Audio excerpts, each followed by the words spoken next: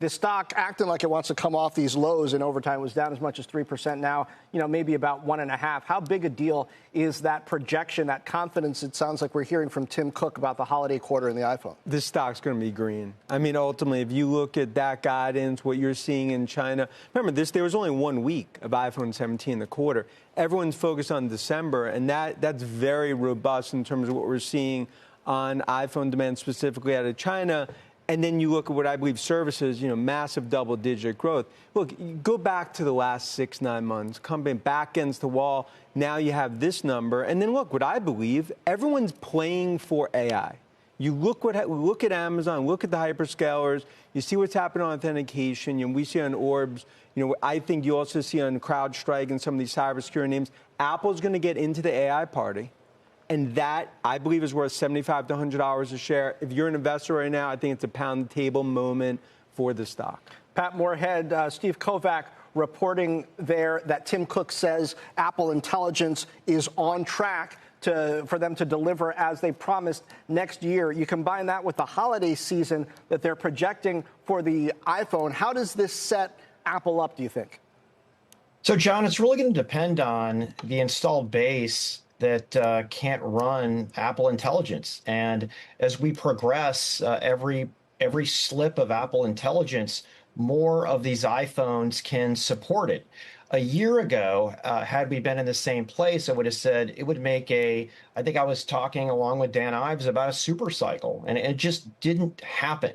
So I don't think the AI bump will be as big as everybody will expect, primarily based on the reason that there's a much larger installed base of Apple Intelligence compliant or enough performance and memory to run this. But hats off on the services. It's over 50% of iPhone. I think that's a great accomplishment.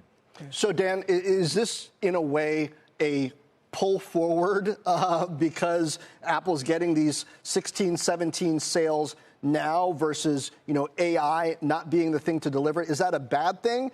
Is there a way, given the growth in services, that it turns into a good thing? How should investors frame that? Yeah, I think Patrick made some great points, as he always does. Look, I think maybe there's a little bit of a pull forward, but it all comes down to, Google, once they won that DOJ suit, now it clears the path for what's going to be, I believe, a massive Google Gemini partnership on AI. And that will be ultimately when you look at the next 1 to 2 cycles. The fact that iPhone 17 is holding up so strong and a surprise, what I believe is going to be in China in the December quarter, you start to look at numbers. There is a lot more that could go right here than wrong.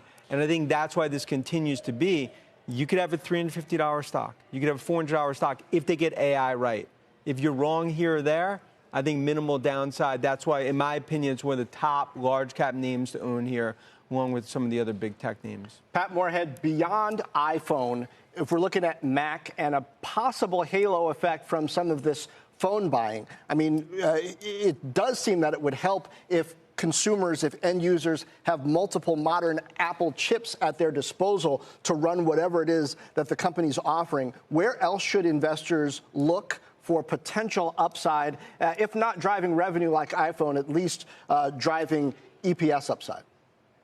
Yeah, so this isn't an area that investors have looked at closely, but I think we should look to Mac, right? There's a lot of my channel checks that indicate that Apple will be bringing in a much lower priced Mac for some of the countries that they're under indexed in, like China and like India. And this could drive some serious revenue, and just the way that they do their models and their engineering, very profitable. So I think that is a much quicker turn than, let's say, waiting another 5-10 years for Vision Pro to become something even bigger. And I wouldn't be surprised if we did see Apple make a play for more content companies to boost that services revenue. There were some questions around how they would do in content, but I think the jury has come back and said they're awesome at this, and they've played their hand very well.